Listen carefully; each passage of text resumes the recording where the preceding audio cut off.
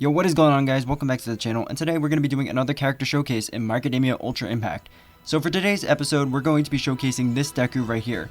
So this is the Fantasy Deku. He was recently introduced with the 1-year anniversary for My Academia Ultra Impact. So first off, happy 1-year anniversary, My Academia Ultra Impact. That's really amazing. Well, technically, this is the Japanese 1-year anniversary, but because Global's caught up with the Japanese stuff, we get to celebrate it as well. Which most likely means if we're celebrating a Japanese 1-year anniversary, we'll probably get a global 1-year anniversary later down the line as well. That's just all speculation, but I'm assuming that's what will probably happen. But it's still cool that we all get to celebrate the 1-year anniversary, like the official 1-year anniversary together. I think that's really sick. And they released some cool new characters like this Deku right here, which is the Fantasy Deku. He is based off of the fantasy world, which was shown off in the ending of season 2. So just overall, I think he's really cool, and we're going to check him out today. So let's get into it. So let's start here. So basically, he is a red type character, and he is a UR character. Which is really cool. So this is the first UR character we're showcasing in the series. He is maxed out currently at level 80, like that's the highest level I can get him at. And as you can see, he is unawakened. So normally I like to awaken my characters before showcasing them, but because he's brand new, I haven't had the time to, awaken him yet. Like I still am working on the piece board. Like I'll show you if I go to the ability board, or not the piece board, the basic board. As you can see, I'm close to awakening him, but I'm not there just yet. But I really wanted to showcase him because he's brand new, and I think he's really cool. So I had to compromise and say, okay, I'll showcase him, but he won't be awakened. But I mean, at the end of the day, he is a UR character, so he still does really well. And just know that he can be way more powerful because he's not awakened yet, and he's also not even like fully maxed out on the basic route. Also, here's what I have him on right now on the piece board. I only have one piece unlocked so far just to get that extra skill.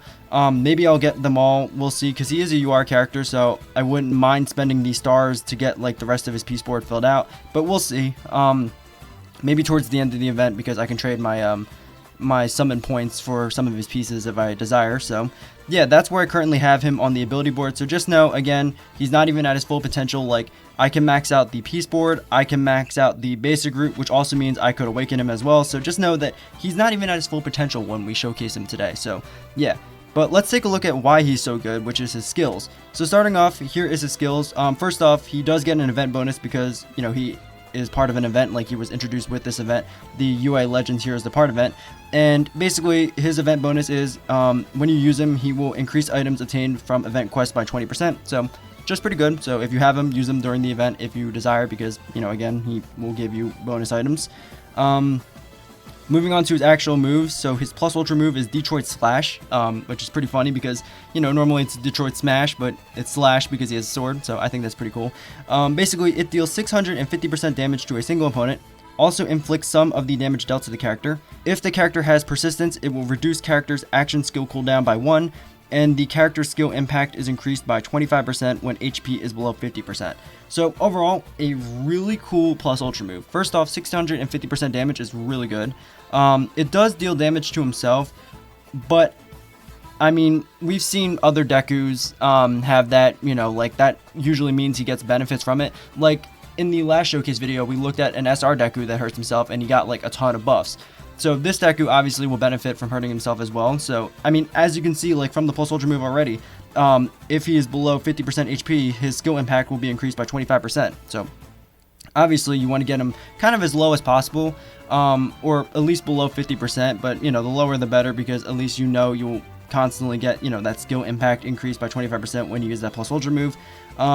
It also says if he has persistence, it will reduce the character's action skill cooldown time by 1, which is great because that means you can use more action skills. And basically what persistence is basically, I have it right here because, it's one of those keywords that not many people might know. So persistence is when knocked out, character remains standing with 1 HP, adding some of the damage character received to their next attack. The character is knocked out after the effect wears out. So basically, he gets like a last stand kind of thing, except what makes this different from last stand is basically he takes some of the damage dealt to him and he throws it back at them with his next attack. But after the effect is over, he just gets knocked out immediately. So I think that's pretty interesting because if he does have this, like if he has persistence like this effect, he also gets the action skill cooldown time reduced by 1, so he gets like a bonus on top of a bonus. And he does get persistence in his moveset. We're going to get to that later, but I just wanted to tell you what persistence is before we get, further into his moveset. So going down to his action skills, we have Detroit Smash. This deals 450% damage to a single opponent. It will increase character's plus ultra gauge by 15%, and will also inflict some of the damage dealt to the character. The cooldown time on it is 3 turns, and yeah, 450% damage is pretty good. It will increase character's plus ultra gauge by 15%, which means you can use your plus ultra more because, you know, you're getting that gauge increase. And it does damage to himself, which also helps you get below 50%. So when you use that plus ultra move that, you know, the move's trying to help you get, if you're below 50%, you will have a skill impact increase by 25%. So just really good. Moving on to his next action skill, it's Continuous Full Body Limit.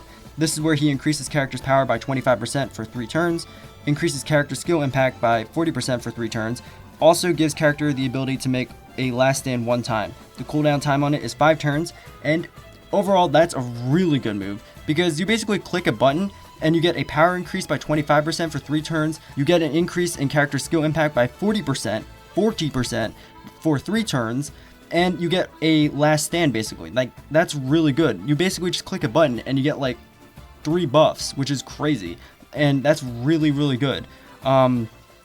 Like, that is just super good.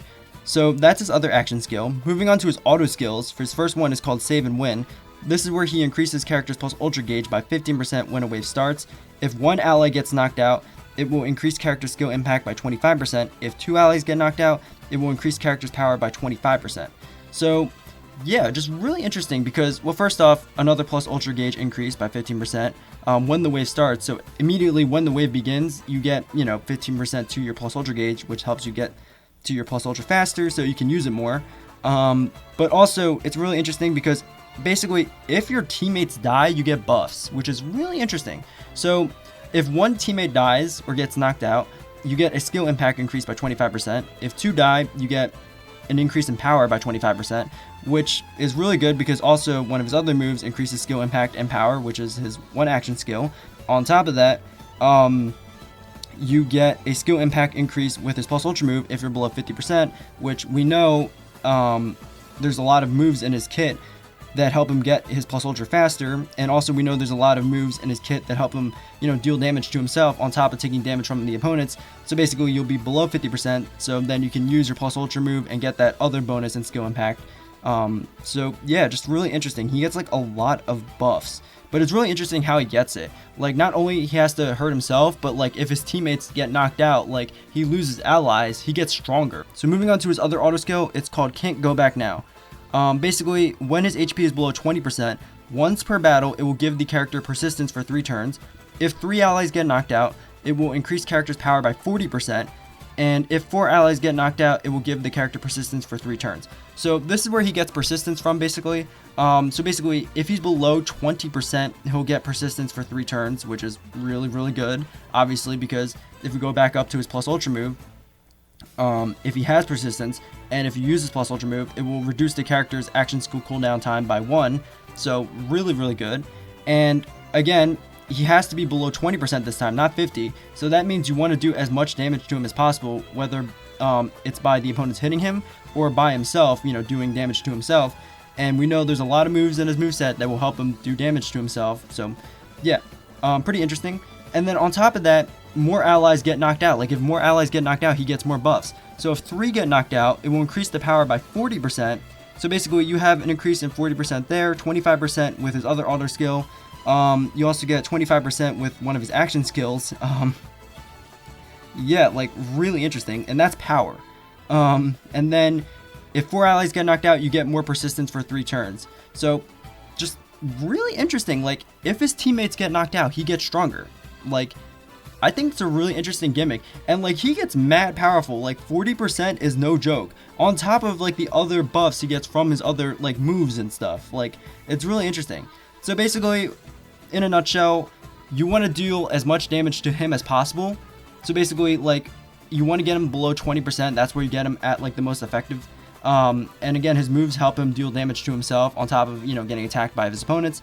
And you want to use his plus ultra move as well, because again, that's where you get the buffs at. So if he's below 50%, you get that 25% increase in skill impact on top of his other moves. And then if you have persistence, basically if you're below 20%, you'll get persistence. If you use his plus ultra move, you'll get action skill cooldown time by 1, so like it'll go down by 1. so you can use his moves more. And then besides that, so besides him hurting himself, like you want to get him as low as possible, it's actually interesting, like you also kind of want to sacrifice his teammates. Now obviously that's not the most optimal thing, like losing teammates, but like if his teammates are on the field when he's on the field and they get knocked out, just know that you will get a bonus, you know, by losing that teammate. So at the end of the day, it's a loss, but you also gain something with it with this character, which is really interesting. So overall, he's like a really interesting character. I think he's pretty cool. And yeah, we're going to take a look at him gameplay wise, and we're going to go to the VE tower now. Alrighty, so we're here in the VE tower. We're going to showcase Deku off gameplay wise. We're going to take him to the plus ultra stage, difficulty level A, 3rd floor scenario. The reason why we're doing that is because even though he's a UR character, I don't have him awakened yet, and I don't have him maxed out on any of his ability boards just yet, so I don't think he can handle a difficulty level S scenario just yet. But obviously when I awaken him and I level up his ability boards a little bit more, I definitely believe he'll do well in a difficulty level S scenario. But that's the reason why we're doing a level A scenario today, just because I don't even have him awakened yet. And we're taking him to a 3rd floor scenario because even though he isn't awakened and not maxed out on the ability boards, I still think he can do well in a 3rd floor scenario. And also, the boss on the 3rd floor is a green type character, and as we know, red type characters do well against green type characters. And also, it's pretty funny, Deku versus Bakugo. So yeah, that's the reason why we're here, and that is where we're going to showcase him. Alrighty, so here is the team I designed for Deku. Definitely not a normal team, but it's there to help showcase Deku to his kind of like fullest potential, and I'll explain why. So basically, well, first, normally I ignore the substitution characters when we talk about or showcase characters in this game, but today we're not, because obviously they're playing a role here, because as you can see, the last 3 characters are rare characters, and normally people don't run these characters because, you know, there are better characters like SR characters and ultra rare characters. But the reason why we have them on the team is because they're there to kind of get knocked out. Deku obviously gets a lot of buffs when he loses teammates, and they're just there to kind of get knocked out so Deku can get powered up. So that's the reason why we have them on the team. And then Hado, because again, she's a great healer. She's there just in case he comes really close to dying. Obviously you want to get him as low as possible, but you know, we want him to be alive so we can showcase him. So she's there just to heal him just in case he comes really close to death. And then for the memory I gave him this one, which in my opinion is one of the best memories in the game, which is called Adventure Awaits. Basically, the skill on it is it will increase characters' abilities depending on the types of characters on the team. It will increase characters' power by 20% if there are any red type characters on the team, skill impact by 25% if there are any blue type characters on the team, max HP by 25% if there are any green type characters on the team, critical hit rate by 20% if there are any yellow type characters on the team, and speed by 20% if there are any purple type characters on the team. So just really good for basically any character. Like, this is just a great memory, and that's why I wanted to give it to him, because I think he'll benefit from it, because, you know, he's a great character. This is a great memory. Not to mention, it kind of matches because the artwork is based off the fantasy world as well. So that's the reason why I gave him this memory, and that's the team I designed for Deku. He swings his sword. I think that's a really cool intro. So yeah, here we go. So we're gonna obviously power up first, because, you know, that's one of his best moves. He gets like a lot of buffs for just pressing a button, and then we'll obviously combo chain it so we can get our skill chain up. So boom, boom, and boom. There we go. Come on, knock out Bakugo for me. Okay, that didn't do as much as I thought it was going to do. So we'll do this. And there we go, 4,900 plus. Not bad. Okay. You know what? While he's alive, we'll just do this. I think it'd be pretty funny. There we go. Do some damage. Okay. Come on, knock out Bakugo. I need him knocked out so we can get some buffs. I guess we'll show off his plus ultra. So I'll slow it down because he has a custom one, because he's a UR character. So here we go. Or we'll watch Bakugo attack first. So here is his plus ultra. It looks really cool. I love how they switched up the background for him. It just looks so nice. Like, it's so cool looking. That's his plus ultra. Again, really cool. 21,000 plus right there. We can speed this back up. And also Bakugo just went down, which is amazing. We'll do this, I suppose, so we can get some extra damage in. Okay. And then knock out Uraraka for me. Oh, okay, no. We'll do this to, there we go, do some damage. Nice. Oh, Uraraka dodged. Ooh, maybe that was one of her abilities. I didn't look. Because I don't use rare type characters normally. There we go. She got knocked out. Perfect. And then we'll do this and this. Okay, to increase her skill chain. There we go. There we go. Excellent. Plus Ultra again, why not? Here we go. There it is. Again, just a really cool looking Plus Ultra. I love the colors on it. It looks so cool. There we go. Nice. Okay, we'll do this just because we can. And we'll do that as well, and we'll do this. So, boom. 4,500 plus. Okay, we'll do this as well just to get some extra damage in there. And then, that's his Plus Ultra. So, let's see what this does. Okay, he knocked out Ida. Perfect. Perfect, perfect. We'll do some healing just to be on the safe side. We also get a power-up bonus from that too, so that's pretty cool. Okay, and then we'll do this again. Oh my gosh, such a sick looking animation. Like, it looks so cool. Oh my goodness, 80,000. You see the power of knocking out your friends with this character? This character is so good. He's not even awakened yet. 80,000. Oh my gosh, I was not expecting, well, to be fair, like, think about all the buffs he gets from his moves in combination with losing his friends. Like, that's crazy. Like, he's got, like, the power of friendship. Like, his teammates go down, he's like, I'm not giving up, and he does 80,000 damage. Oh my goodness, dude, that's crazy. Oh my gosh. But yeah, that is the brand new UR Deku. A really sick Deku, honestly. It's really interesting gameplay-wise, where he gets a lot stronger when his teammates go down. Like, that's really interesting. Like, that's like a really interesting gimmick.